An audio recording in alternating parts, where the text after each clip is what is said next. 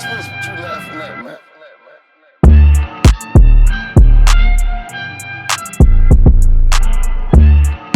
This shit about to be legendary, y'all, for real. Welcome back to the Law of Podcast. We have a relentless, intelligent, creative human being in the room right now. But before we get to this special guest, we're going to introduce my brother. And today we have a very important person. The one and only K Twist. As always, never miss an episode. Never missed an episode. As always. But the man of the hour, the man of the conversation, the man that's in that chair. We have the one and only Cherp. How are you? I'm good, man. How you? I'm great, King. I gotta ask. First question off the bat. How'd you get this name, Cherp? Yo, that's crazy. I didn't think he was gonna ask me that first, but it always comes up, right? Yeah. I got the name Cherp from my grandfather, probably in like the '80s, bro, like the late '80s. Yeah. It was some kid stuff where I used to like always run off the porch and chase birds, so they would call That's me Cherp. classic. Yeah, it's no like real. Cool I thought stuff. it was Cherp because he was like, you come at people like, what? Nah. I'm usually a calm, cool, collected guy, but yeah, that's where it came from. So, like, did your grandfather mean so much to you that it just stuck with you, or that you used it as your rap name, or what was it? No, so really, at first I had a different rap name. It was kind of corny. All right, we gotta hear it. It was Immortal Thug. That was Ooh! like I'm like, bro, ain't no thugs out here tripping. But what's crazy is when you're young and you're doing music. Yeah. And there wasn't as much social media then. You know what I'm saying?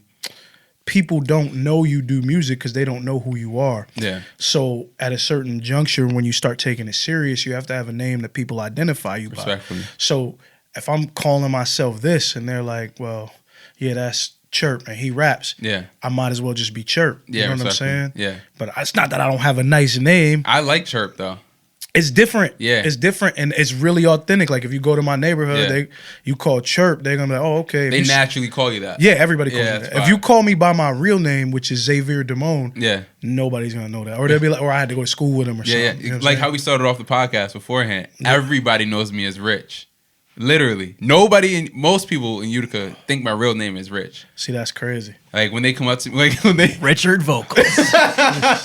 when they actually meet me and they're just like, wait, Rich, I heard your name was Darren. I'm like, why are you whispering? Like, Sound like a drug track. my name is Darren, and I heard it's you got okay. that Darren. But I heard you got that Darren on you. Like- but my reasoning for Rich was because it's an acronym altogether. You know what I'm saying? Relentless, intelligent, creative human being. That's why I introduced you as that because we're all rich. No, that's dope. Yeah. So, but people don't realize it's just an acronym. So when you talk about me, you speaking money in my pocket. You know what I'm saying? That's crazy because you had like a crazy backstory and it was all creative. My shit was just mad country. Like yeah, down under. Like you over there. Like, that's it. So anticlimactic, right? It's still fire though. It's still a great story, I would say. Yeah, it's authentic. I mean, authentic, like you said, just like you said. So let's talk about something. Twist, you got to hear this man rap. Son of a gun, but my mother was earth. God could never love me. I stole out of the church. Told auntie that I loved her before I sold her to work. I got chills from that line, cause it's really the truth. I lived a lifestyle that you only lived in a booth. What you know about being jealous cause niggas got money to eat?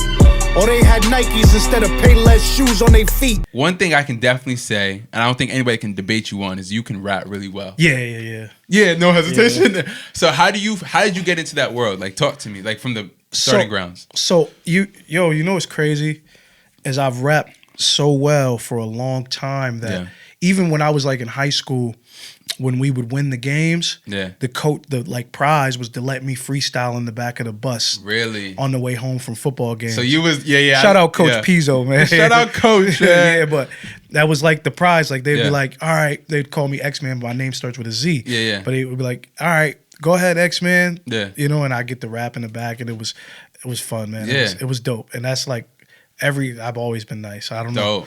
So did you how did you start writing or starting to rap? Like, how did you know that you was good? Or I didn't. My oldest sister, when I was younger, I used to just write, when you all start, you don't know nothing about a 16 or how to stanza your bars and how to structure it or whatever. So my sister used to always, she would rhyme like Jada Kiss or Nas, or she liked Jay more than Nas, but she would rhyme they rhymes, and we would rhyme them together like in the kitchen doing dishes. That's like fine. we would, so, but my sister, she always did everything opposite of me, so it was dope. It was my older sister. That's fine. So did she end up singing because you rapped? No, she don't sing. She don't sing a lick. But, Yeah. But I mean, we'll get drunk and sing, but none of us can sing a lick. So, but so probably I would say when I knew I was nice. I would say probably I went to a house party when I was maybe 14, and they was battling and. Oh, that's the best moment. When you know you're nice, and you look over, there's a battle, it's just like, Yeah, well, the dude, I'm short, stocky, chubby kid, starts going in on me, and I just kill him. Like overkill. Yeah. Like, I told him I'd wear his chain to my high school prom or some corny line like that, right? Yeah. So everybody starts going crazy, like, what the fuck? Like, we didn't know. So that's the moment I knew, like, damn, I might be all right. Yeah. My sister used to read my raps, and your big sister hates you, type thing. So she would read my raps. I'm like, damn, like this is really fucking good. Like, surprise. Yeah. So, yeah. That's dope. So your starting ground was proving when you did it in the public setting first. That's kind of tough. Yeah. In a sense. Yeah, I guess. But when you're 14 and you getting drunk, it's not really. I'm drunk. You just 14 rapping at a party. I feel you. But that's kind of tough where you like rapped and you're like, hold on, I'm good in front of all these people. So now I say that to say this. Like, how much do you love performing? I hated it. So at first I hated performing. I hated it. I'm one of those. You perform a lot though. I do. Yes. But I do. Yeah, I've definitely seen that. Now I do. But at first, I'm one of those, I'm a Capricorn, so I'm like introvert, extrovert, right? So I can be extroverted, but I'm really to the core introvert, right? Yeah. So you would meet me and think, okay, this dude is humble, he's brooding in confidence, But really with me, I anyway, when I got here, I critique everything. I go through, I'm really like meticulous, right? Yeah. So at first I hated it. And then, once I learned how to perform, once I learned, performing is like, you have to perform to know how to perform. So when people, and this is big for everybody, when people skip out on these little shows that with 5 people, you perform in front of those 5 people like it's 5,000. Because all of that is practice for the next one. You know what to do, what crowds react to. Yeah. It's all, even comedians. Yeah. When they get on the stage, comedians have practiced their material at dozens of shows before you get it on tape, right? Yeah. So I think I hated performing at first, and then I became a professional. So once you get professional, you get your process, right? Yeah. So I'll tell you my process. Talk to me. My process is, boom, I get there, I make sure everything is right. I make sure my record's set up, I make sure the DJ's got all my records, make sure they're straight. So you do, see, people don't do that. Right. I walk through the set with the DJ. I've already had my set, and I've already probably performed these records. Then I check the crowd. Once you see what kind of crowd you got, if you got kids, you're going to probably want some up-tempo, something moving around. Yeah. If you got older people, then you're going to want more boom bash. You do read the room. So you read it all. Keep going. Absolutely. Yeah, I like this. This is a good mindset. So once you do that, you set it up with the DJ, what you want to do. Yeah. Like sometimes with my set, I'll tell the DJ, I'll say, hey, I'm going to start doing this, and then I'm going to get the crowd involved, and then I'm going to stop you. I'm going to bring the record back, and then we're going to rehype the crowd up. We're going to bring the energy. We're going to bring them close. So even if the crowd isn't full, it looks full. And then you make sure they get their lights out, make sure they're engaged. Respectfully. And then you call them out. Like if somebody's not engaged while you're performing, you point right at them. Because now they're embarrassed. If everybody else engaged and it's not you, either you're a hater or you're a weirdo. You know you're a hater or a weirdo? Facts. If 77 people here and you there, you a hater or a weirdo. You know what I'm saying? That's such facts. Yeah, or your girlfriend's doing something she shouldn't be. Now you texted it oh, he's whack. He's whack. So check it out. How long did it take you to get to that state of mind where you had to read the room, check with the DJ? Again, I think it just clicked for me. The first time, crazy story. So boom. And this ties back in, so it all comes back full circle. Talk right? to me. I'm in South by Southwest. Ooh. The baby was there. This is when he had the diaper on. Early the baby. Before he was the baby, he was the baby. He was Yeah. in South by Southwest with the diaper on. I performed at I got a record which I got my deal off called Bring Back Biggie, where I'm going crazy and I'm dissing people and dudes I don't know. I'm just coming at 'em. saying anybody that's young and rapping. You know, I was one of them. I hate young rappers for a second. Okay. Then I understood the business, right? Respectfully. So boom, I'm in South by Southwest. Yeah. And I'm with my homeboys. They down there. Yeah. But they like, yo, if you perform Bring Back Biggie, there's mad niggas from Chicago here. We're not coming. I said, all right, if y'all come, I won't perform it. You know what I'm saying? Yeah. They didn't show up. So I said, fuck it. Yeah. I'm here. I'm dolo, South by Southwest. You don't need a gang of people. You need your business, right? Yeah. I'm by myself. I said, fuck it. Yeah. So my smart dumbass My right here, there's a man. And yo, Johnny Floss. This dude's name is Johnny That's a Floss. fire name, first of all. Yo, so Johnny Floss. So shout out to Johnny Floss, right? He's got on a shirt. You remember the old Biggie shirt with the 10 on it and the Biggie across the chest, the yellow jersey? Yeah. It's the only nigga in the room that looked like he from New York, right? Yeah. Everybody else is from down south. Bun B was there. Oh, that's fine. Yeah, Bun B was standing over there. He's like, you know where ATM is? Like, nigga, you're Bun B. Like, what the fuck? I don't want to talk about that. Nigga, you got something for me? So anyway, boom. I start performing it so I could see the whole front row is Chicago because they're all waiting to perform. You know how South by Southwest is. So boom, I'm performing this shit. I'm like, fuck. Lil Durk, bring back. It was a wild. It was a scheme. They was no, all but young. you're smart. 50 Cent got big off of How to Rock. I wasn't more or less dissing them. It was a scheme. Yeah. So it's like fuck little whoever, fuck little whoever, bring back Biggie. Yeah. So I just put their names in it. Yeah. It wasn't like I was really dissing them. Directly saying it. No. Yeah, but I'm just saying fuck little whoever. You know what I'm saying? Yeah. And they just happen to be some Chicago niggas. So these niggas is looking at me like, yeah, as soon as you come off that stage, you gonna go meet Biggie, nigga. Like they look crazy. Yeah. So boom, I tell son, yo, he with like a couple people. I'm like, yo, come on the stage. And he like, me? Like you. And bring everybody with you. So now it looked like we strong. It may be 4 or 5 people that was on stage. That's enough to stop 12 or 13. Respectfully, like who else is there? Yeah, they could have fucked us up, but it would have been like more than 12 people on once. You know what I'm saying? So I say that to say that's part of learning how to perform, right? No, you're smart. Just learn. Nah, I'm just a nigga from the projects that understand that, you know, you got to maneuver. You know what I'm saying? That's part of. But yeah, so that's how I learned how to perform. Just performing little stuff. You just pick up little stuff from other performers. Yeah. You know, you see somebody do something like me, introvert, extrovert, I take a small shot before every time I perform, maybe 15, 20 minutes till it kicks in and knocks the nerves off. Because you're always nervous, right? Yeah. Like you could have done the same show with the same people 100 times. If you perform locally, you've seen the same crowds. Respectfully. So you still get nervous. Yeah. You know? Have you had moments, since we're on the topic of performing, have you ever had a moment of choking or messing up badly that it stayed in your head? Yep. Talk to me. Horrible moment. I'm in Long Island. I had just did the record with Fred the Godson, and it's fire. This record's booming off in New York. Like it's booming. Like it's big record for me. Not charting, but for me, this is. I mean, they're playing it. I mean, shout out DJ K Slay and all. They're playing it. It's ringing off, right? Yeah. Boom. I'm in Long Island. Shout out Chad Law. Chad Law from the Inner Circle. Boom. I'm in the spot. And nobody knows me. And I'm heavier then. So now I'm about 235 pounds. Yeah. Then I'm like 290. So boom, I'm going crazy. I don't even remember what I was performing, but I'm going crazy. So they're like, who the fuck is this fat guy? Like he's going crazy. Whole crowd.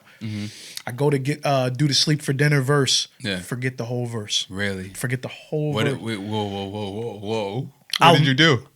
Yo, nothing. I was like, well, yeah, we had a good night.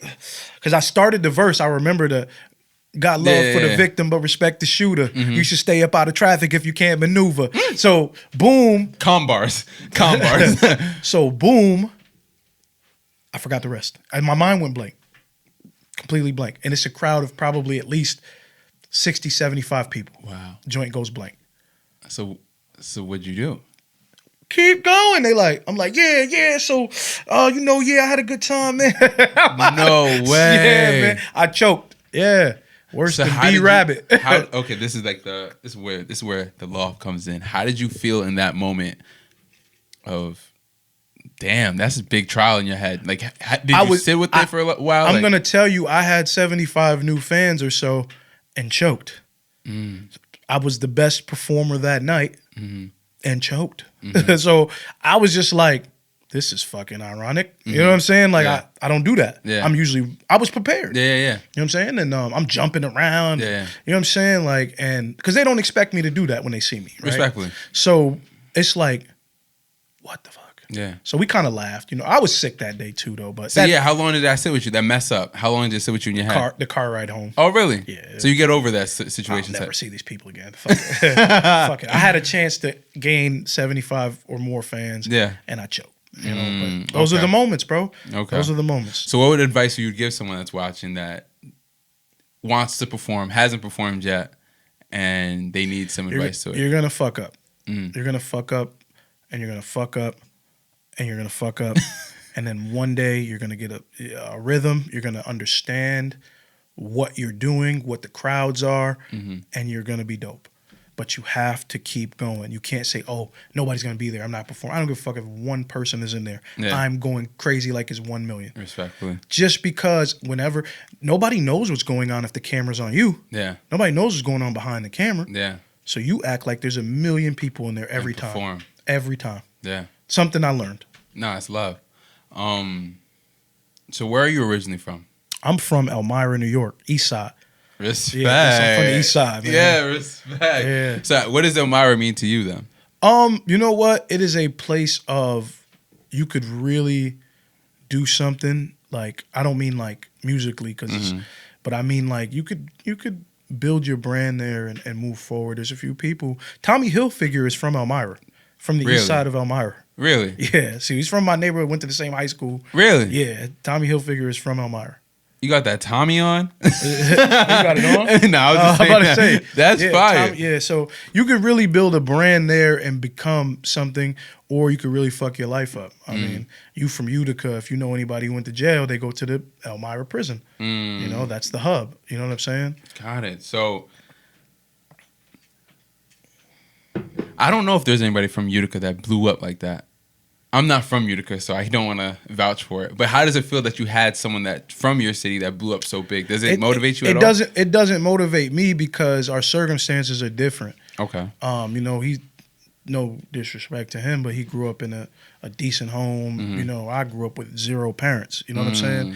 So to me, his start and my start was different, you know? Yeah. And I can't really compare that to, you know, like I'm just a kid from the gutter that, you know, just try to put every dime I can together and work hard to make sure my kids don't have to go through what I went through. So growing up, who was your like person you looked up to? Jeez. I had a guy at the school named Major Roberts he was one of the like aides and he would always come pick me up and, you know, give me the extra lunches to take home and like just all the things that you lack as a person from a destitute situation. And, you know, he just was like, Z, you're smart, man. He would call me my whole name. Xavier, you're smarter than these guys, man. Yeah. He'd always say that. Yeah. And I was like, yeah, whatever, nigga. I got 3 people at my house on parole right now. Wow. Same parole officer. Like, so home for you was tough. Yeah. Like on the regular basis, it was tough.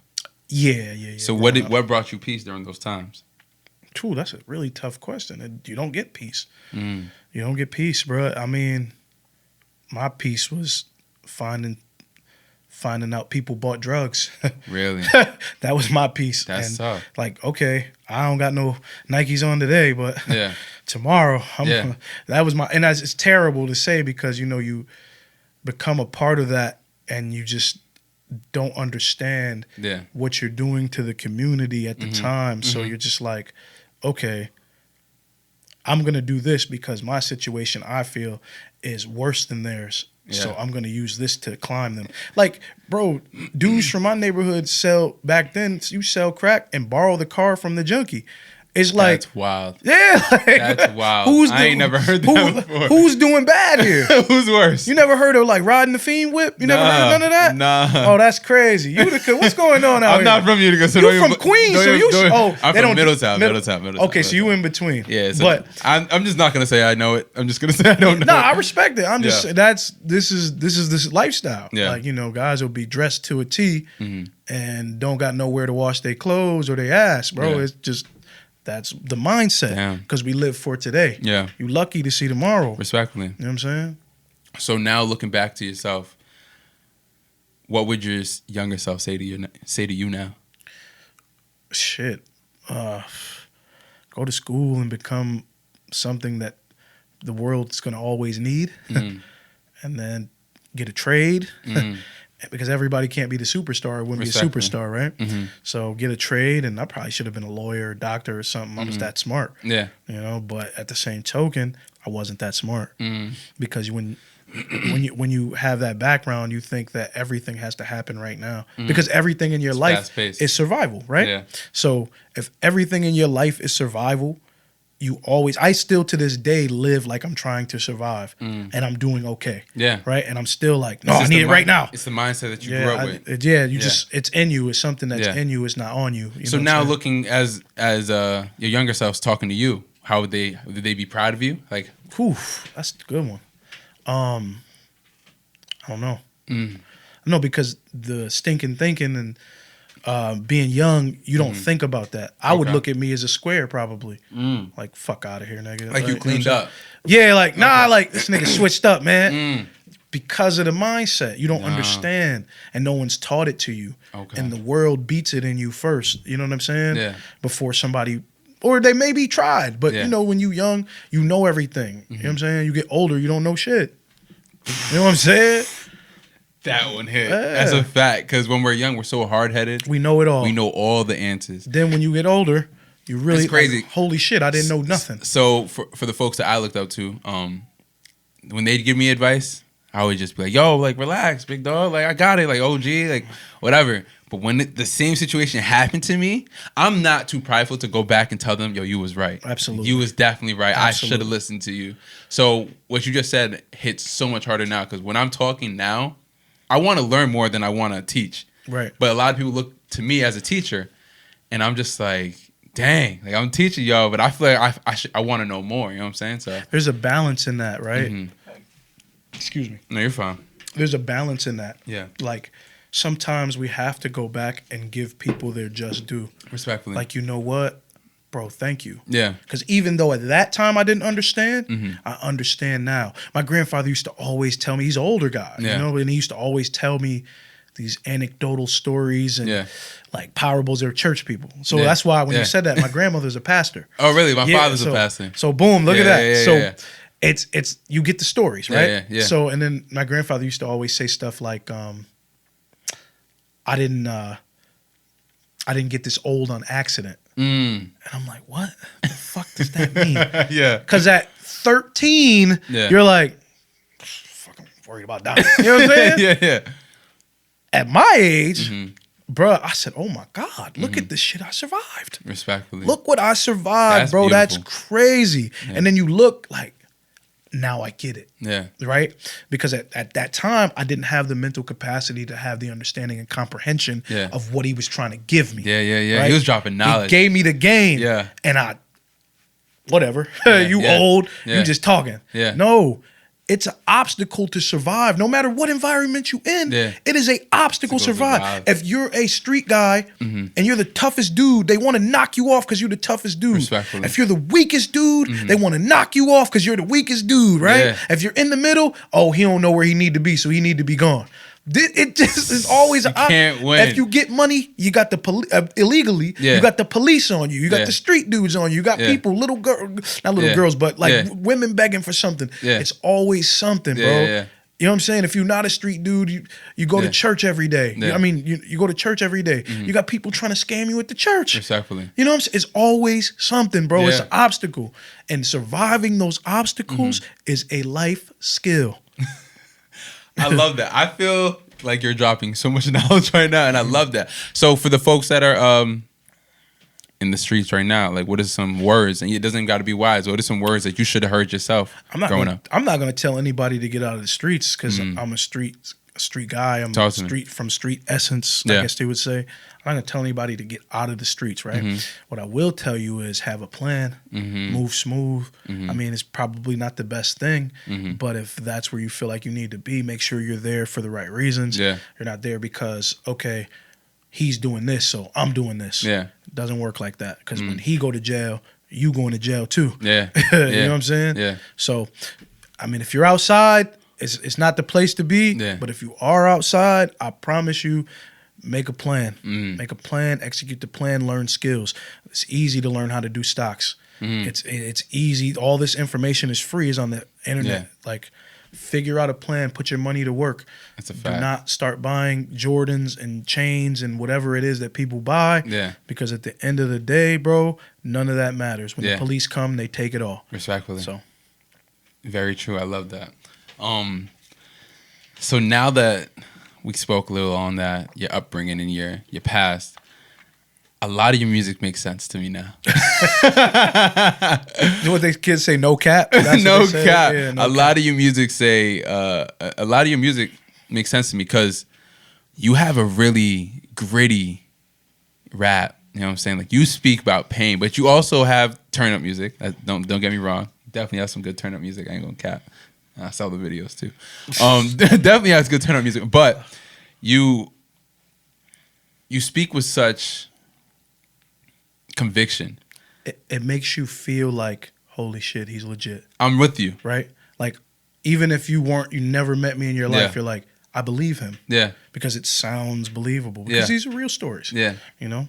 How did you perfect, because I feel like you're in a sense of you perfected your sound. I feel like the beginnings process, everybody's trying to perfect their sounds. Like me and K2 were speaking about an artist beforehand. No, I seen that, yeah. Yeah, but I'm saying you now perfected your sound. How did you get to that point? I think at first you're just so angry and everything comes out like that when you're, again, circling back from that.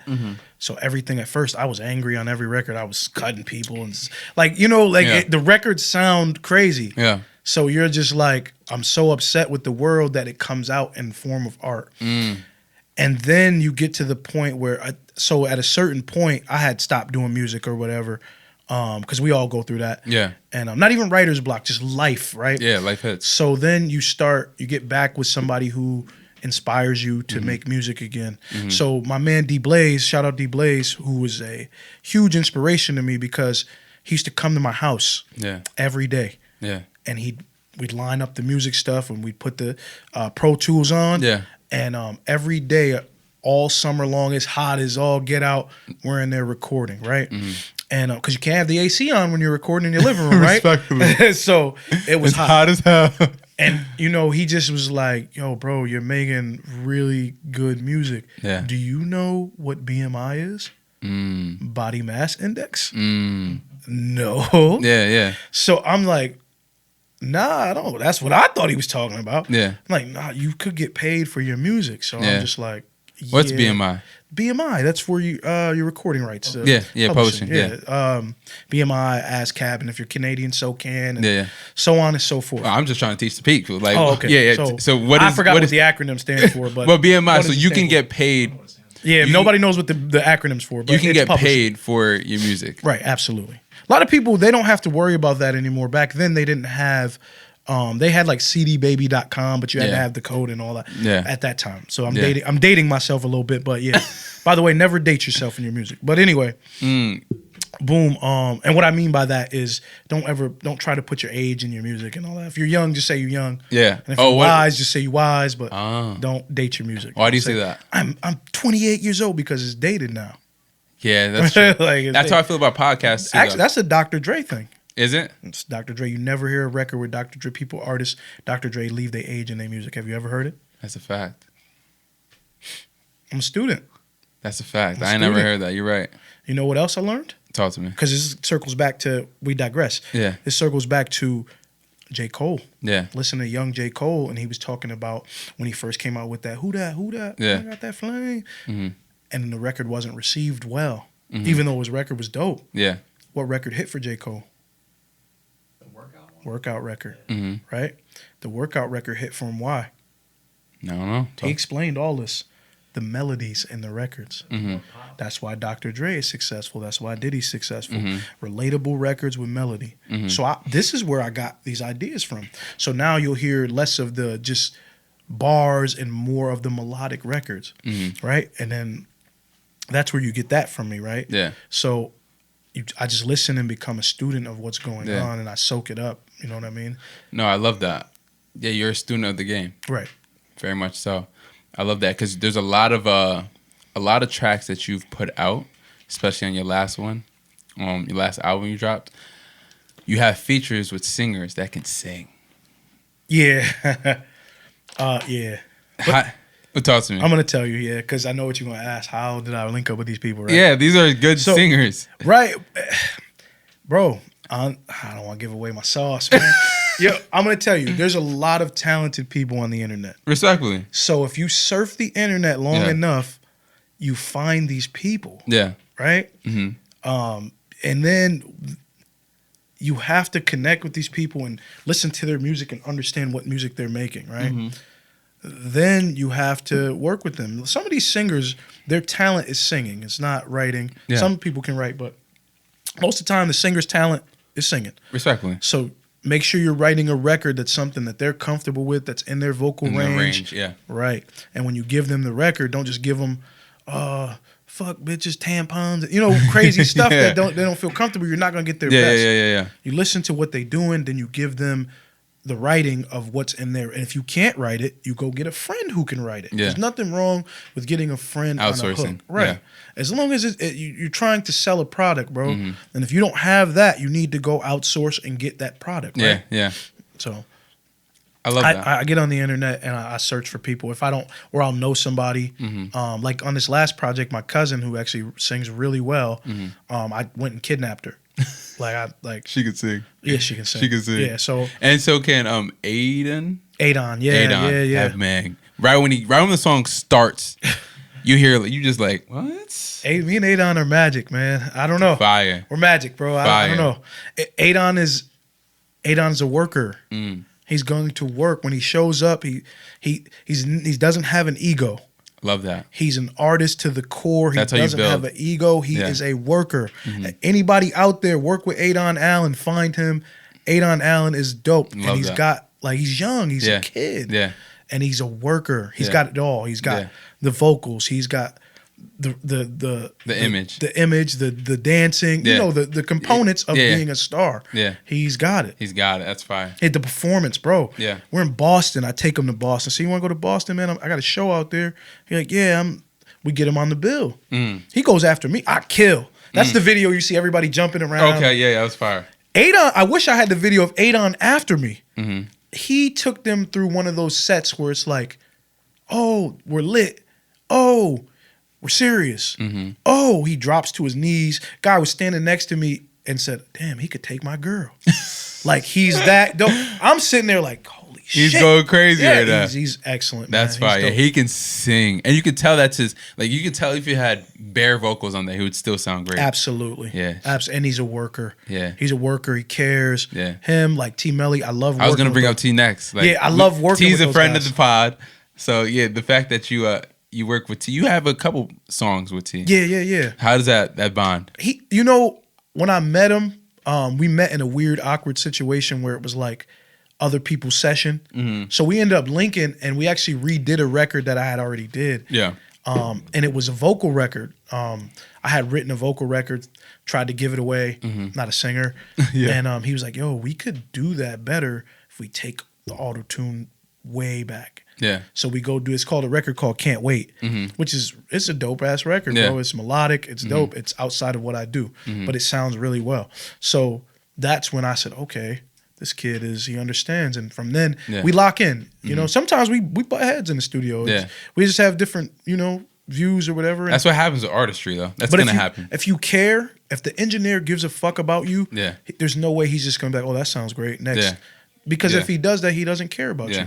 You know what I'm saying? I love that because Twist is the engineer, by the way, engineer and producer. Well, I met him. I met him at T Melly House, ironically. Wow, look at that. Yeah, so he was in a session. He was at a session when I was there. I've just witnessed Twist because Twist is like one of my good friends. So when I go to see anybody record and I'm there, Twist will be like, run that back.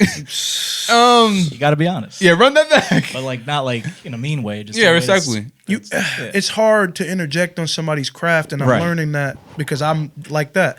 I'm like, and it's not my fucking business. Right? But I just care so much, and if I'm here, I want to be a part of you being successful, even if I don't know you. Yeah. I just love the music. I love the craft of working and the music, and when it becomes something other than that, I want nothing to do with it. Question for you. Room full of people, all your peoples. Could you still record crazy or no? No. You know why? Talk to me. I don't like a lot of people. Me either. I'm a process guy. Yeah. I don't like a lot of people. I've never been the get drunk and high and everybody, girls and dudes all around. Oh, and you're saying in general you're not I'm not that at all. Crowds. No, I'm a worker. Like my sessions are only 4 hours, and I'll knock out 2-3 records, full records. Yeah. Mixed, mastered, and all in 4 hours. Like the last hour will be cleaning up. You know what I mean? Vocals. That's fire. Because I'm a worker, bro. I'm a bull. Like I want to get in, put the next beat on. Let's work. Yeah. You know, and it saves money. Again, something you may not know. Yeah. But those studio sessions, even if you got a deal, cost money. You got to pay for that. Heavy. That's out of your budget. Yeah. So I learned working in bigger studios, you better have your shit ready. I don't write before I get there, but I would suggest if you take long writing, right before you get there. Respectfully. Do the whole record, Yes. practice it in the car. When you get there, get to work so you're not wasting money and time. Yeah, exactly. Because if you're doing it on the spot, you're just doing Yeah, yourself. Unless you're amazing at doing it on the spot. Yeah, I mean, some people can't write quickly. No offense to them. That's their process. Yeah. But I'm not spending a ton of money to sit here and practice records. Like, Yeah. you know, I'm not sitting here for a vibe and all that other weird stuff. For a vibe. You know, like I'm not into that. You know what I'm saying? Yeah. Like I'm into the art. I'm working. Like it's not work, but it's, you know, like I feel like it's a job. Right? Yeah. I love that. No, I love this. This is a great pod. I ain't gonna lie. You dropping a lot of gems. I love gems. Gems is what I surround myself with. I surround myself with wisdom. So that's dope. How did you come up with the project? How was the process for the project, How to Hustle, for yourself? So I've dropped 3 projects in the last 18 months, like full-length projects. Yeah. The last one was the Christmas, right? Before that, before that, the Christmas album. Yeah, that was good. Christmas. That was good. That was fun. That was good. Yeah, it's I still listen to it. Like, you know, when you do music, right? Yeah. When you do music, you tired of the record by the time it comes out, right? For sure. Yeah, so people don't even understand that. You get to a place and they're like, "Oh, throw on." I like Cherp." it. When I played it, I was like, yeah, I like it. I hate when people play my music when I show up. Really? I'm like, were you playing this shit before I got here? You know what I'm saying? Like, don't play that shit now. Like, I'm tired of the record. Yeah.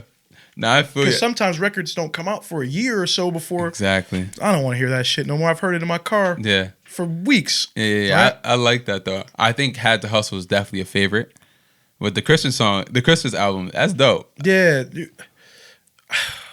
I don't know. You know, like Irrespectively. it's gritty for the last 2, but it was more polished on the Up Now records. Yeah, it was definitely more polished. That was a more polished project. Since I went from Had to Hustle to that, it was definitely a change. Yeah, it was definitely a change. Sonically. Yeah. Like you still get the lyricism and stuff, but the bars are there. More, but it's more polished. Yeah. Right. Where when I did I'll tell you why I went so hard on that. Because that's a hard project. Like I could say it myself. Like, go listen to that because it's hard. Like it's just hard. If you don't like it, I don't know what you're looking for. Had to Hustle. Oh yeah, it went stupid hard. It's hard. It went stupid hard. From cover to end. Yes, right? Yeah. Yo, he can rap. Like he's like I feel like he's yelling at me sometimes. I'm like, dang.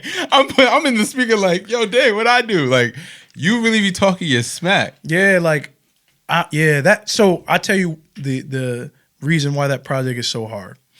So when I Hate Christmas came out, I was at my cousin's house for a Christmas like dinner. Yeah.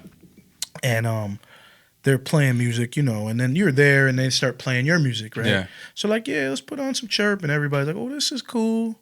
Yeah. You know? Then they put on like Sky Zoo.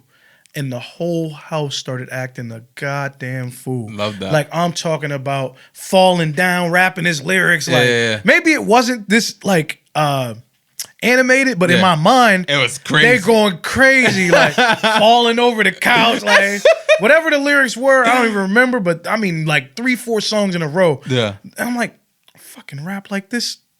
I rap like this all the time. Yeah. Like, and you know me. You know I'm not lying. Not saying he's lying. I don't know the guy. I'm saying you know me. So they're going hard, bro. And I said, you know what? Now that I'm one of those people, like, you know how Jordan is, and not comparing my rap game to Jordan, but you know how you need something that motivates you? Yeah. That's what motivated me. It ticked you off. So now I'm upset. Yeah. You know, unfortunately, again, we circle back.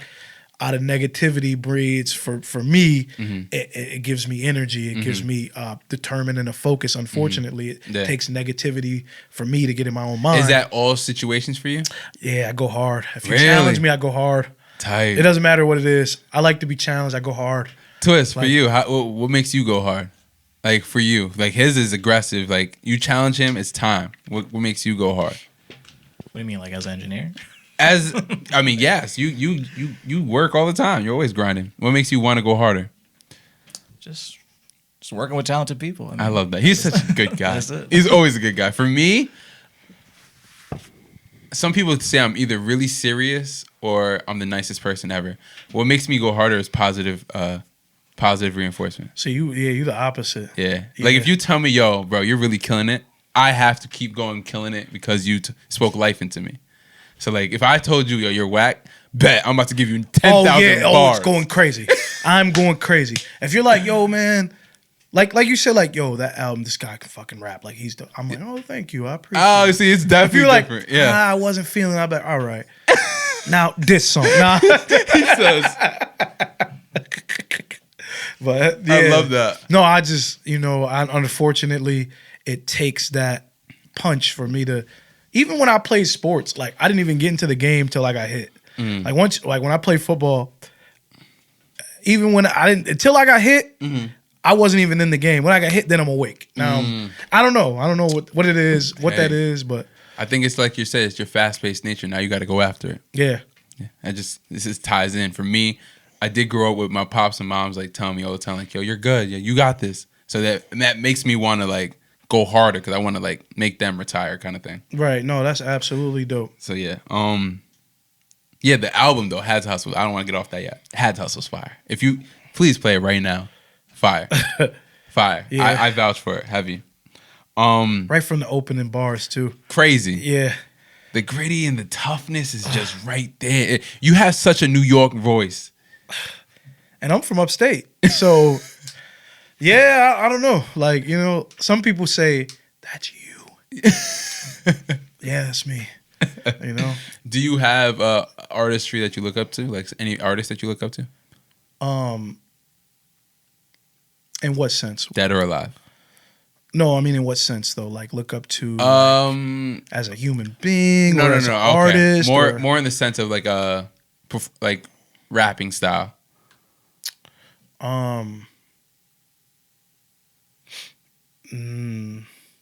Not really. Nah, I'm not a style. I'm weird, man. I don't want to sound like anybody. Respectfully, I'm weird, bro. I don't like that shit. Yeah. I don't like that shit. I want to be me every time. Authentic. I'd rather not sell a record and be myself than to sell a million records sounding like Rick Ross or something weird like that. Or or what's the young dude's name? Lil Pump.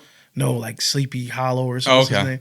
I don't know why Lil Pump came to my head first. Do not know. Yeah, I have no idea why I thought of Lil Pump first. Yeah, you see me sound like Little Pump. I sold all the way out. I sold all the way The devil out. got me. I'm joking.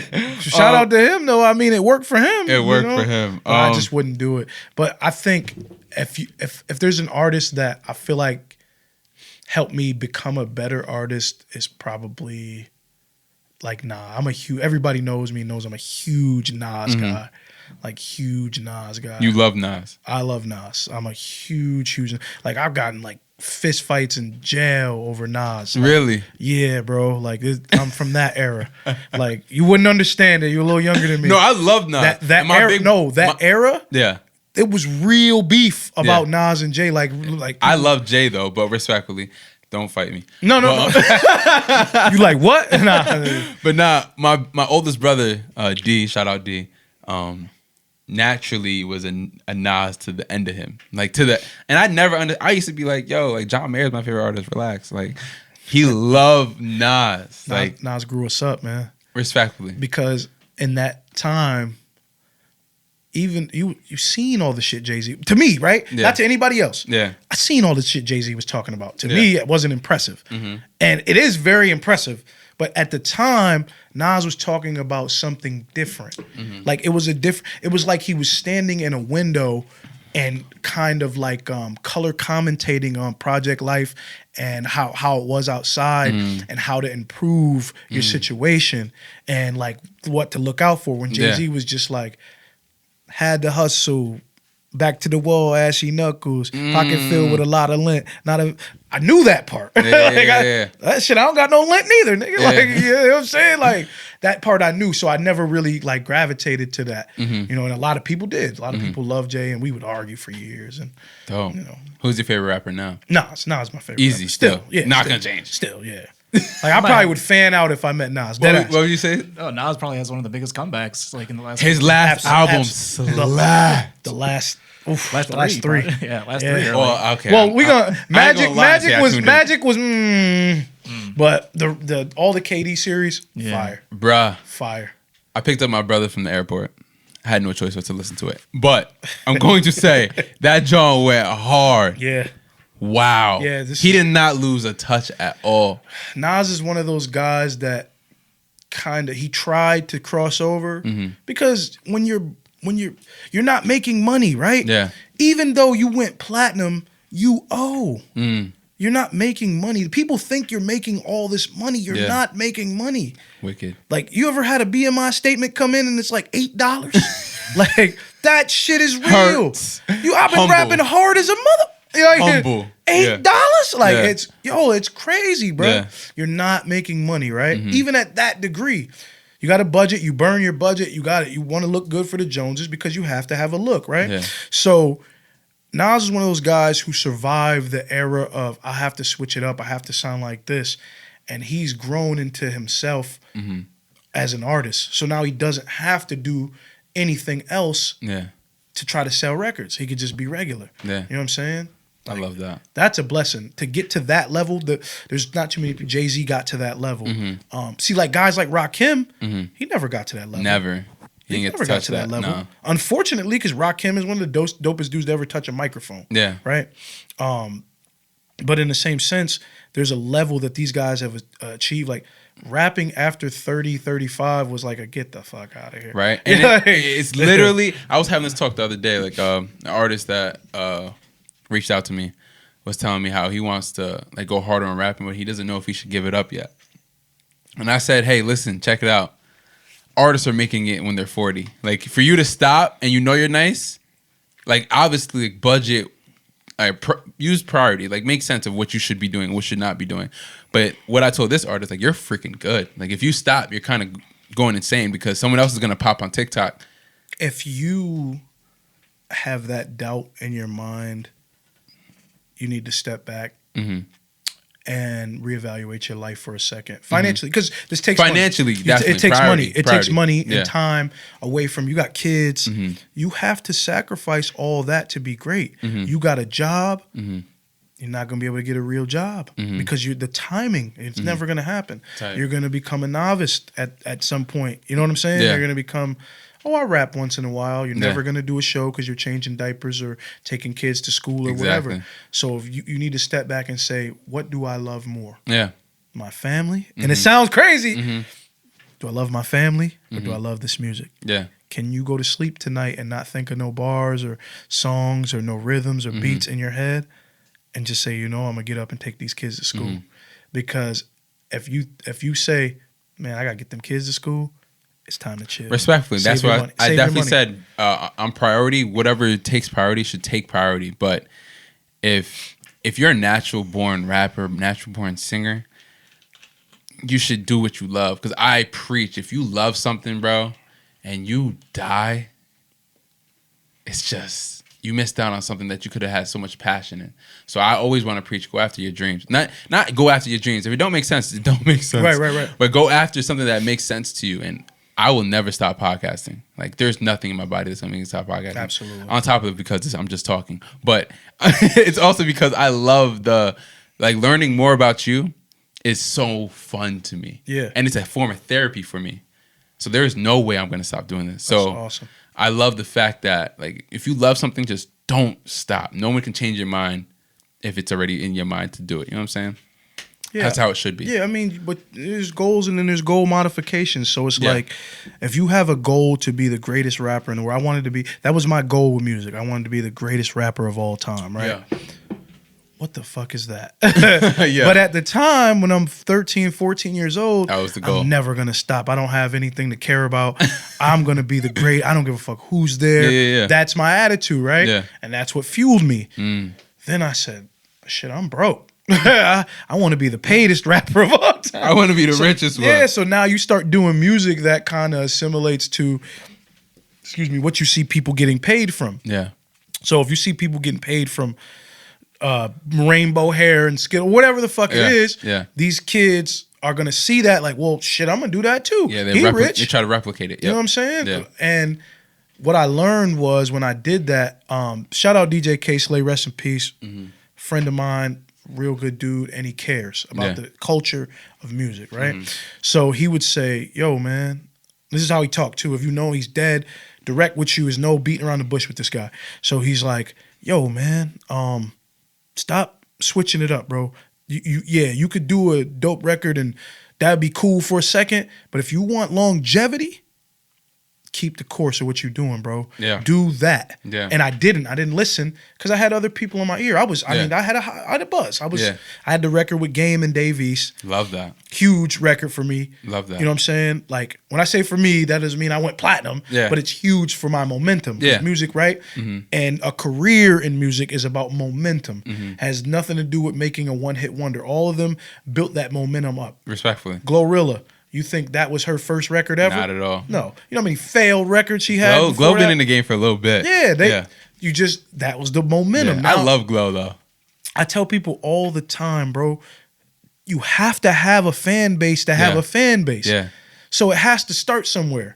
So anything that you do, you have to do as a professional and build and take the little bits that they're giving you. And just like you said in the beginning, where take those small gigs where there's 5 people in the crowd. Absolutely. Because that 5 people in the crowd is going to tell somebody else. And that's how your fan base becomes a fan base. Organic fan base. Love that. Because you can have a fan base of motherfuckers that you forced to buy. You can tag 100 people in your shit. Yeah. And they had to look at it because you tagged them. And the first time it's cool. Yeah. Yeah, you tag me, cool. I'm going to check you out, bro. Love. Next week you tag me again. I'm going to untag myself. Maybe not that time. Right? Oh, yeah, that's cool, bro. I like what you're doing. Next week you tag me again. Nigga, I seen this shit already. I'm going to untag myself. Like, I've seen it. I've shared it. I'm not... How many times do you want me to share the same record? The 4th time. Yeah. I'm going to untag myself. Yo, bro, you wild. And then you start glossing over that shit, right? Yeah. Because it's like, bro, you have to optically have something different. Capture. Right. Yes. Have a different edit of your promo. And build it. You know what I'm saying? But I'm getting off. No, you're on topic. Do you feel as an artist you get the respect you deserve? I don't think anybody gets the respect they deserve to them. Inward, outward perception, right? Yeah. In my mind, I'm the greatest artist of all time. Yeah. You know, I'm fucking. Remember what Scotty said about when he said who's the best player of bat? Oh yeah. He said I'm the greatest of all time. Yeah. Yeah, like shit. I'm the greatest of all That's time. how There's you should nobody be. better than me. Yeah. You're never gonna be better than me in my mind. Now, outward perception, you can think whatever the fuck you want. I'm still be in the studio. I'm still gonna make these records. Still gonna drop it. Yeah, because it's therapeutic for me too. Yeah. So if you don't buy it, I'll listen to that shit in my car. Yeah. You know, but if you do buy it, I love you. You're the greatest fan of all time. Love that. What is your writing process? I ignite, bro. I'm weird. Like, you put a beat on, listen for about 12 to 15 seconds. Boo, boo, I start mumbling. Boom, boom, boom, boom. Turn the beat off, and I start writing, just like that. Like, wait, you don't write to the beat? no, absolutely not. I hate it. Do not write to the beat. Will not write to the beat. I'll match it when I come back. I'll leave the room. Yeah. I'll go somewhere secluded where I can't hear anything. Yeah. And I'll start writing. I'll come back, match what I got. Oh, that's it. This word's in the wrong place. I'll be right back. Come back. Really? Yeah. So about 20 to 25 minutes of that max, and I'm ready. Wow. Yeah. Do you think you perfected your style of writing? Nah, I read a few books. Got decent, rather extensive vocabulary That's when I dope. choose to employ them. Choose to employ them. Like, you know what I'm saying? Yeah. Vocabulary has a lot to do with music too, unless Yeah. you're just making noises and sounds like Momo. what's the guy? What's the guy's name? Because they actually can rap. They can. I actually know the fourth Migo. There's, That's a whole nother story for another day. Okay, But okay. my homeboy's brother is the fourth Migo. really? Yeah, they had another homeboy, Can Fran. Shout out to Can Fran, who is the fourth Migo. There's another one. Wow. I hope they get it. I mean, since guy, rest in peace to the other guy. Yeah. I hope they call him and put him back in the group. You know what Wow. I'm saying? I think it's over for that group. You think so? I think Mama, like I don't know. You think it's all over? I don't see him. I don't think it's coming over. back. I don't know. They ain't over. They're like They're family members. No, I'm thinking like Quavo just dropped a song. Yeah. A diss song? Not a diss song, but he was basically saying the group is over. Jeez. Time heals wounds, man. You just need time, bro. You think B2K is ever getting back together? Didn't one of them get like molested or something? I don't know about that. I just know B2K is just not getting together. Once somebody gets molested, or It's over. yeah, it's over. It's yeah. over. It's over. Once somebody, Another great it's great terrible, band. but yeah. Making the Band. What was the name of their group? Danity Kane. no, Danity Kane was, not Danity Kane. They You're died talking quick. about but also the wow. Ines and Chopper. Yes, and, what is their name? Sarah, the singer, and Dylon. Dylon. Even after that, there was another Making the Band group. The last Day one, I think. 26. Day 26. Yeah. Day 26 had joints though. One of them dudes was from like Rochester or something Really? like that. Yeah. Day 26 had dudes. They had some They joints. sound like oh man. It's not because of what their talent, it's Yeah. just the music. It sounds like a dollar store 112. You know? Jeez. I mean, it's the same production. It's the same style. Like Yeah. it's basically the equivalent of Full Force turning into the Backstreet Boys. Yeah. Right? What R&B lasted or had the most impact, you think? To me, Yeah. I mean, I'm a Babyface. I didn't know I was a Babyface fan, right? Is that weird? So I have to explain, I have to elaborate because that sounds crazy, right? I didn't know I'm a Babyface Yeah. fan. You know why? How? Babyface wrote the early part of the 90s, right? Yeah, true. So Babyface wrote, by the way, okay, let's do this. Babyface won the Grammy in 93, right? Mm-hmm. In the same year, he wrote Tony Braxton, whole album. He wrote Boyz II Men, whole album. Didn't know that one. And he also wrote Tevin Campbell's whole album Love that. the next year. So 94. Yeah. Well, he wrote End of the Road in 92.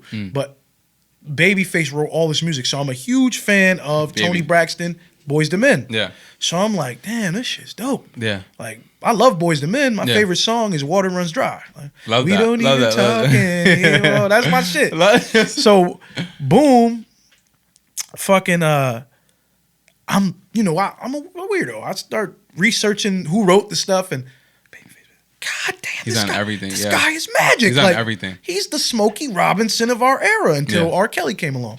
Then R. Kelly starts writing You Are Not Alone, and I think he wrote something for Missy Elliott, and just yeah. a whole bunch of records you would not know R. Kelly wrote. Yeah. And you're like, R. Kelly wrote Fortunate by Maxwell. Really? Just learned this the other day. By Maxwell? Yeah. Really? I did not know that. R. Kelly wrote that record. Maxwell's one of my favorites. Well, there you go. You love R. Kelly too. You did not know. I literally never said that. Follow up question. I have some. You have a store in Ithaca. Yeah. I got a couple stores. Talk to me. Just some stores, man. I don't want to get into it. Okay. Stop by Good Habits in Ithaca and Elmira. Yeah, that's, Love that. Promote it. Make some sales. Yeah, well, stop by.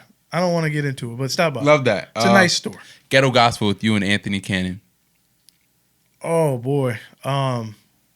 What's the question? What do you? How do you feel about that song? I love that song, and the video is fire too. You want to know how it came together? Yeah. That song is a throwaway song from the Blicka. Me and Blicka had a joint project called You Know the Vibes. Mm-hmm. That record, because Blicka said, that record sounds like a Cherp record. It's not like a, because we were trying to create a sound together and not sound like him or like me. Yeah. So that record ended up as a throwaway record. Yeah. So when Cannon burst on the scene, I'm like, oh, okay, Yeah. this kid is dope. Yeah. And he's dope. Like, Yeah, he's super dope. He's dope. Even his voice it's unique. And I Yeah. roll up. Nobody talk sound. so He's nice. raspy, but he's got a different rasp. And Cannon's mad cool. Like, yeah, thank you, Rich. And he's a student of the game, heavy. and he loves it. I love that. And if he never probably made $1, he'd rap forever. Yeah. That's what I like about Cannon. Yeah, I love it. I love Cannon. He's just an all around good person. He's a good kid. Yeah. But he raps. Yeah. You better put your shoes on. And he'll put bars on your head. You better put your shoes Yeah. on, because if you get on a song with this kid, he gonna leave Earth on you, and you better be nice. Recycle. Him, John Fall. I don't know if you ever heard of John Fall, but I have not. He's another one. Yeah. I'm gonna get put on. You better have your boots on. 'Cause He's he crazy. goes. Artist. But so that was a throwaway record from that. Yeah. And I shopped it to him, like, hey, you want to do a record? I got a record open. So he hears the record. He's like, fuck yeah. Yeah. So I turn the record I email it to DJ K Slay and Lord Sear Special, and these are people I fuck with. Infamous Amadeus, all those guys. And the record takes off. It gets radio. It still plays on the radio right now. I love that. So it must have been a tough record. So It's tough. What? Yeah. It must have been. It is tough. yeah, but it was a throwaway record. yeah, That's yeah. a record we pulled off of the project. That's Yeah. the truth. That's story usually behind how it goes too. I mean, he was right. You know, you go back and forth, because when you care about the craft, you argue with your bros, and you like, I love this record, and he's like, it's not us though. It's a you sound. Yeah. I don't want to do a you sound. I'd rather do a us sound. So we did different music than we normally do. Love it. Okay. Now it's time for some personality questions. You ready for them? Yeah. They get harder by the Pause. question. Yeah. Come on now. They get tougher by the question. Okay. First question. Fave cereal. I used to like the peanut butter Captain Crunch, but the older you get, it tears the roof of your mouth up. So if I had to choose a cereal or die, Cinnamon Toast Crunch is pretty good. Love that. Let's just give a clap to the room. We love that. We love that. That's probably like the number one answer. It is the number one answer. It is. So far, Frosted Flakes and Cinnamon Toast. Yeah. We love that. What's the most annoying thing someone can do? I felt that one. My pet peeve in life, I hate wasting my time. That's one. Yo, I'm impatient already, right? Yeah. You waste my time, I will get away from you. Yeah. I do not like. I'm very impatient. I do not like my time wasted. That's one thing, because time is valuable to me. Respectfully. You know, because you're taking away from somewhere I could be spending my time to build and add to my foundation. Respectfully. Do not waste my time. I hate that shit. Yeah. That's Love one thing that. I hate. Okay, last question. What's an unanswered question in your life?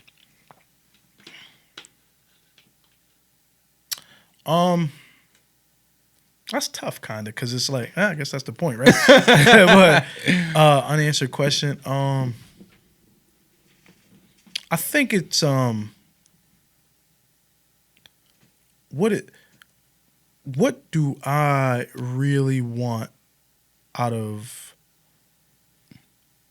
life? I think it's like I'm so good at so many different things that at some point you have to kind of eliminate something. That's what life is, right? Yeah. You're kind of eliminating the things you like for the things you love, right? Yeah.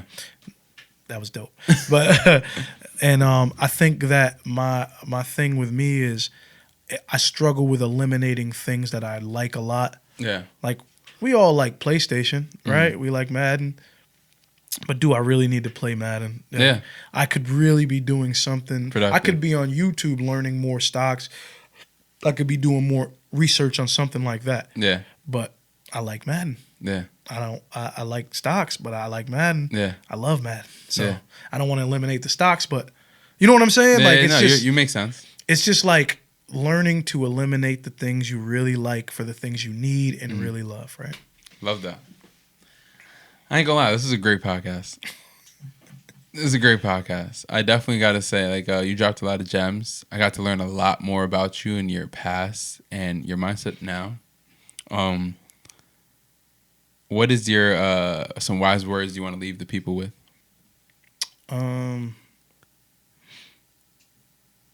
Fuck it. Those are the wisest words I can give. Whatever. Fuck it. Like, wing it. Or like, wing it. Like, you know what I'm saying? Okay. Like, assess your situation the best you can, and whatever you want to do, wing that shit, man. Like, fuck it.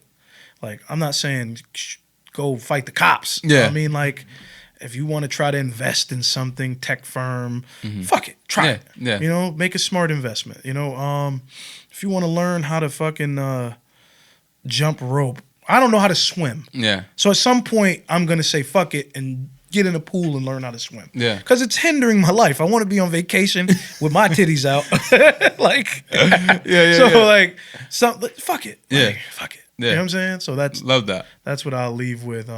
I was hoping, I thought you were going to do like a lyrical breakdown, right?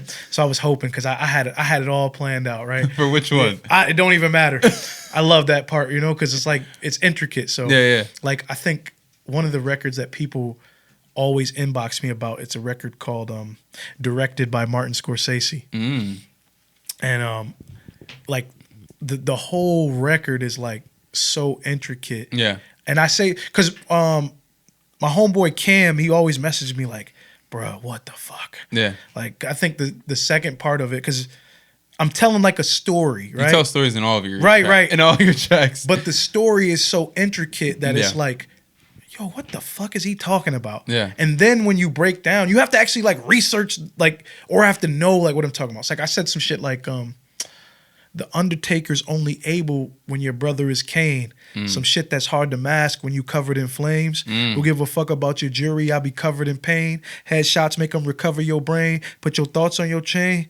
You ever had to sleep in the bed with the cousin that pee, wake up with the wetness and they think it was me, and you both got your ass whooped where everybody could see because you both tell the adult that it wasn't me, and they dare you to cry, wipe the tears from your eyes, because even in hard times you had to take it in stride.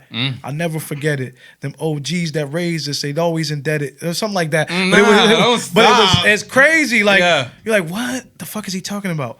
Undertaker, Kane, the wrestlers, Kane and Abel.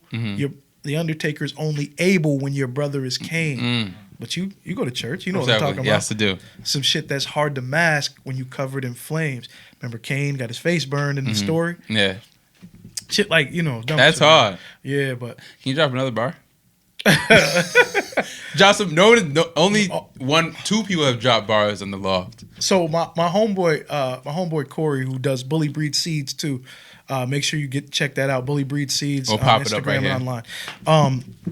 I have a record. He always says, bro, I like your music, bro, but when you start talking about famous people, I just don't be understanding the references.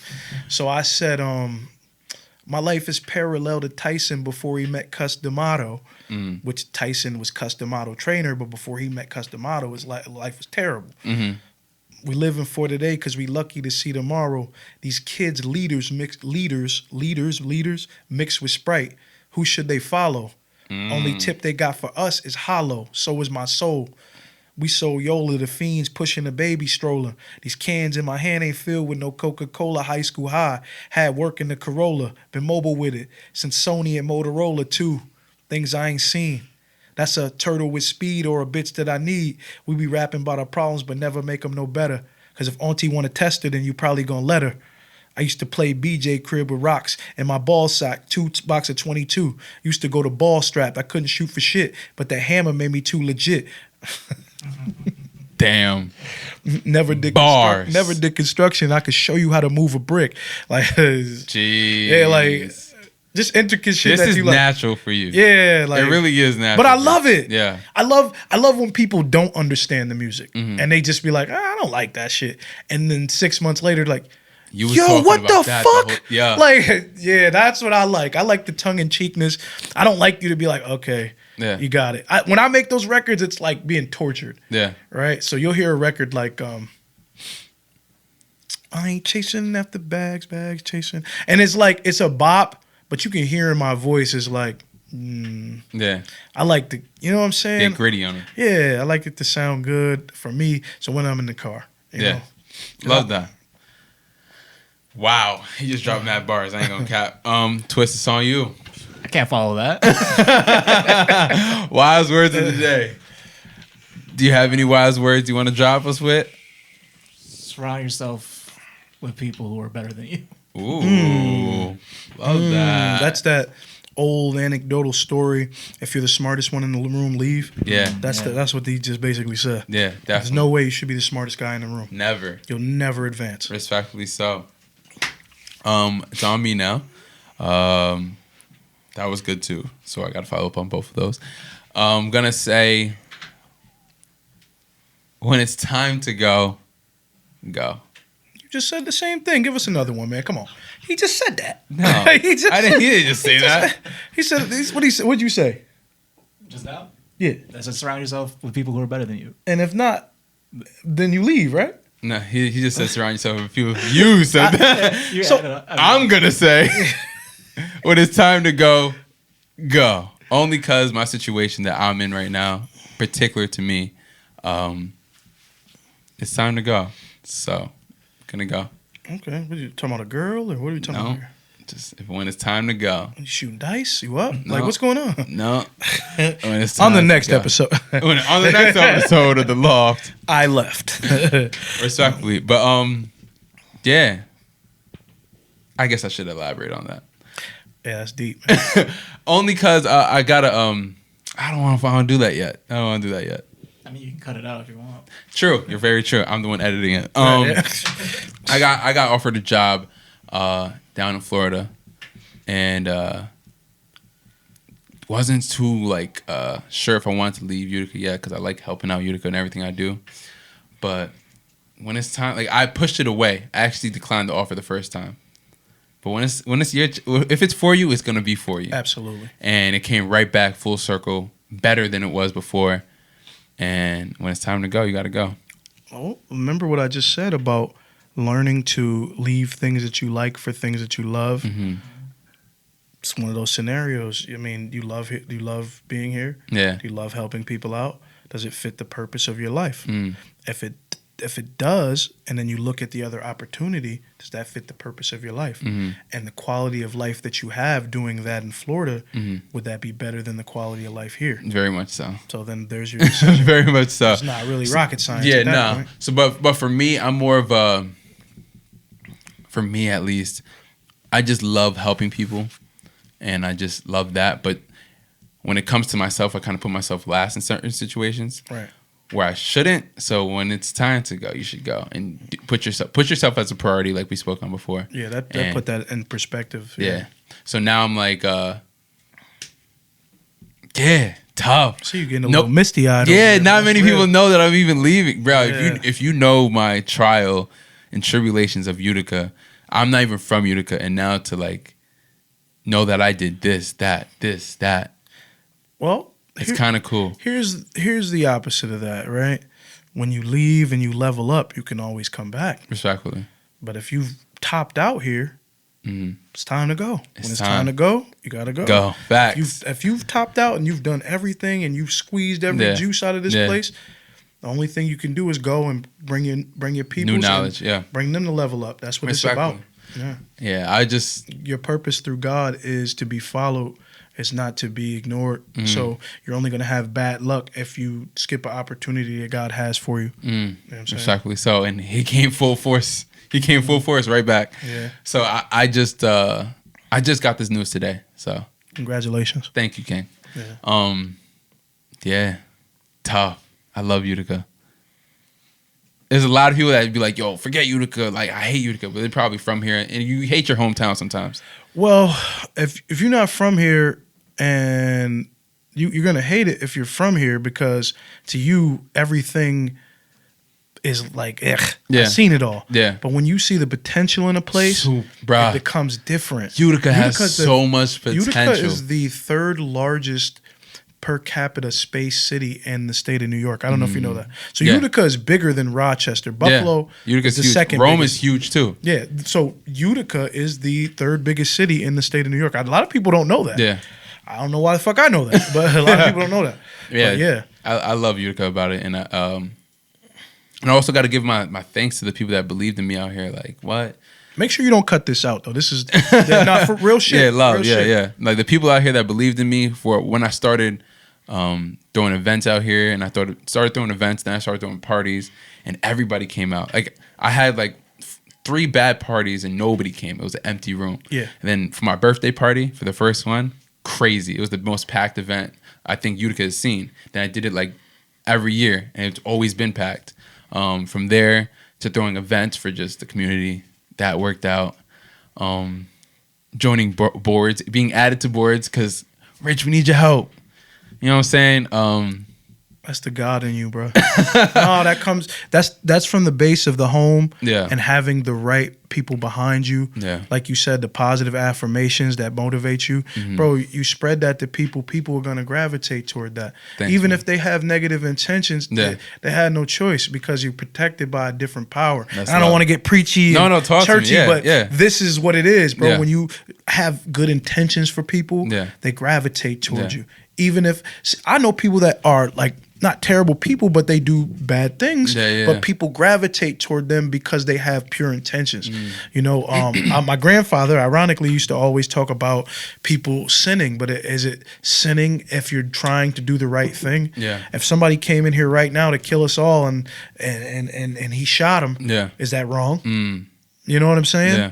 So it just is what it is. It no, all respectful. comes full circle. And lastly, I do want to throw it in there. The start of the loft. Me and Twist came to Twist's. Me and Twist just to chill. Like I would come record music, of course, at Twist, but we would end up just chilling at the end of the day. And I'm like, yo, Twist, I want to start a podcast. Twist is just like, yo, let's do it. And his reaction, I'm gonna always say this to the end of time. His reaction is why I came full force, because I mentioned to other people and they were just like, why?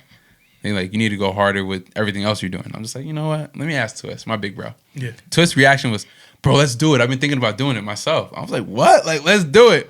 We looked it up, the prices of everything we needed. We bought snowball microphones. Like, we did everything that was a necessity. We tried it. We got the team together.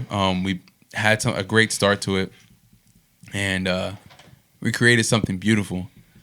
And being told from other people that the loft is looked at as a staple, like, yo, you got to go to the Utica to go to the loft. That is probably the coolest thing I've ever been told in my life. That's dope. Because I still feel like I got somewhere to go. Like, I don't feel like I'm there yet, but being told, like, yo, when I think of Utica, I think of the loft because looks like it has so much talent there. It's so brilliant. And I'm just like, there's gritty parts of Utica, but like there's so much talent here. And that's why I put everybody in that seat. I've definitely watched your work. It's excellent, guys. You guys do Love, excellent that's work. love. I put everybody in that seat to give them a chance to show their talent. And it grew up to something bigger. We got Cherp in the seat now. It went from just Utica to expanded. You know what I'm saying? That's dope. That's humbling.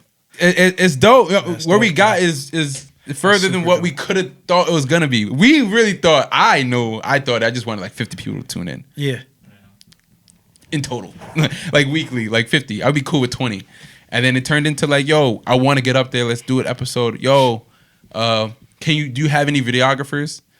Like I have a whole team now. Like Yeah. I have videographers. Also a testament of the work, guys. I Yeah. mean, first time you did a podcast, I'm sure you didn't do your best. No. You know, and you had good questions tonight, and Yeah. you know, it's all set up well, and Yeah. you know what I'm saying? It's Yeah. comfortable. I came in, took my shoes off. You know what I'm saying? Like I was comfortable from the gate. I felt I love comfortable that. through the whole process, the whole communication. It was Yeah. dope, man, and I appreciate it. I'm thankful for you coming on the show too. Like, I'm thankful for you, Twist. I'm giving you your flowers. I don't know. Today was a tough. It was a. I don't even know how to say it. Like, it was such a. Whoa, I took the position. Jeez, this changes a lot for me. And the first question you asked me was, "What happens to the law?" The loft will return. Well, I mean, The law is not stopping. you could definitely do it digitally, though. You know? I'm not doing digital. I'm just doing it in Florida. Oh, okay. Yeah, I have artists that I know down there. I know folks that are bigger, you know, potentially help me even more. You know what I'm saying? Yeah. More exposure. But the true nature of the loft, of talking about people's journeys and how they got to where they are, yeah, it's going to continue forever. That's dope. Yeah. That's dope. And yeah, now you're part of that story, Yeah, my boy. I'm glad I'm a part of it. That's crazy. Yeah, I'm saying. And I'm glad I'm part of yours too. Yeah. Like I've seen you on a few interviews too. So like, yeah, that's my problem. I can't do a podcast because I can't shut my mouth sometimes. Like I say, I'm just authentic, man. Not that I'm better or worse than anybody else. It's just I try to be as candid and honest as possible. Yeah. Like no time you're gonna sit here and be like, yeah, Cherp was in here capping about Yeah, that. yeah, I'm not, because yeah. it's just for what, man? Yeah, there's no That's point. No point, man. I just want to be as real and candid, and I think that works better. Yeah. You know, and people know you're authentic when you're authentic. You Yeah. know? So, Yeah. like, I feel like you're an authentic person. I try my best, yeah. I never felt like it was fake or, Yeah, you know no. what I'm saying? Yeah. Or forced, Yeah, right? no. I just love positivity and smiles. This is who I like am. when you said, yo, this guy's hard. Like, I love his music. Yeah. That was real, bro. Yeah, it yeah, wasn't yeah. like he makes good music. Like, Yeah. tone, body language. That's No, communication. No, you go right? hard. Yeah. That's not even a question. Like, Nah, you know what's gonna happen? yeah. Someone watching right now, up until this point, they're gonna be like, "All right, let's go see what this music's about." They're gonna play it, and they'll be like, "Oh no, he's hard." Jesus. Yeah, like, Jesus. He wasn't lying. There's times I play records and I forget, and I'm like, ooh, that was tough. That was tough. Like, Yeah. I got a record called No Bunk Beds, and the hook, I'm singing the hook. No right? bunk beds is a crazy name. I ain't gonna cap. That's hard. Yeah, bro. The hook I sound European. Mm. So I'm like, it came out like T Melly. Shout out T Melly, man. Shout out Yo, T. Melly yo, man. Shout out to you. Yo, our sessions, bro, it's like Yeah. it's magic, bro. Yeah, yeah, like yeah. it's magic. I love that. Like I've caught fire since we've been working together. Mm. So I've been working with him since like 2000, maybe the end of 2019. Yeah. Through the pandemic, and Yeah. it's like every time it's magic, I bro. love that. But he loves the music, and he's going to fight you Yeah. on the sound. Yeah. Like if the sound's not right, Yeah. he's going to challenge you. He's not going to be like, all right, you want to do what's next? Like, no. He'll be like, you know how he talks, Yeah, right? yeah, yeah. He's real monotone, right? Yeah. Like, yeah, bro. Yeah, I don't really like that one. Let's do it like this. And he might even throw a word in the lyrics, man. Yeah, He like, you should probably say. He loves the Yo, music game. He loves it. I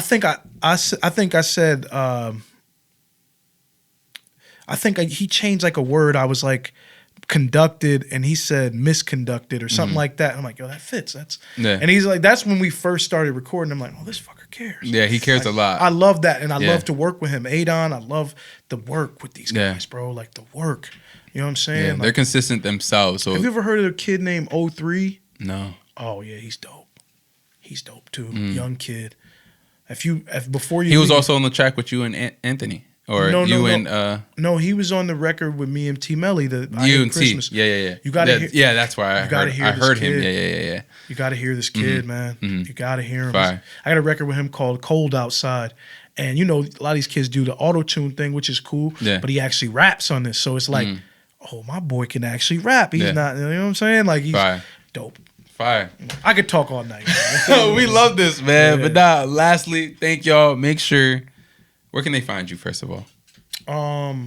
I'm everywhere, like CHERP, at Real Cherp, CHERP. I'm everywhere, bro. Yeah. Like literally, just Google me, bro. Like I come Love up, that. just put rapper Real Cherp, because Yeah. there's some other weird Chirp stuff that's like mechanical that comes up too. But I'm everywhere, bro. I'm Yeah. Revolt TV. I'm Yeah. you know, I'm everywhere. Shade 45. I'm Sway in the Morning.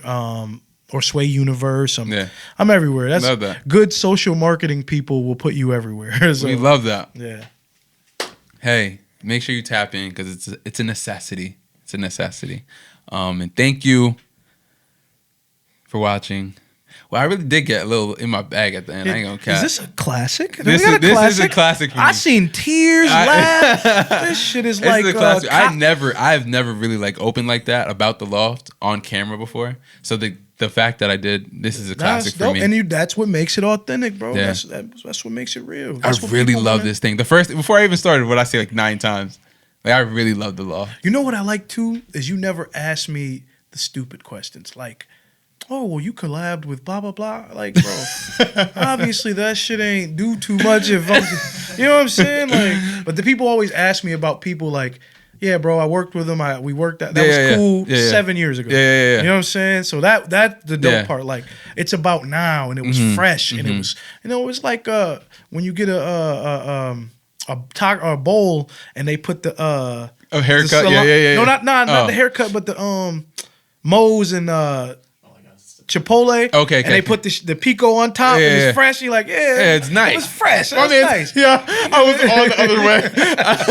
Yeah, no, respectfully. But yeah, no, it was fresh and it was dope. That's love. Yeah, I like. We had like I keep saying, we had a great conversation because I learned so much from just this conversation.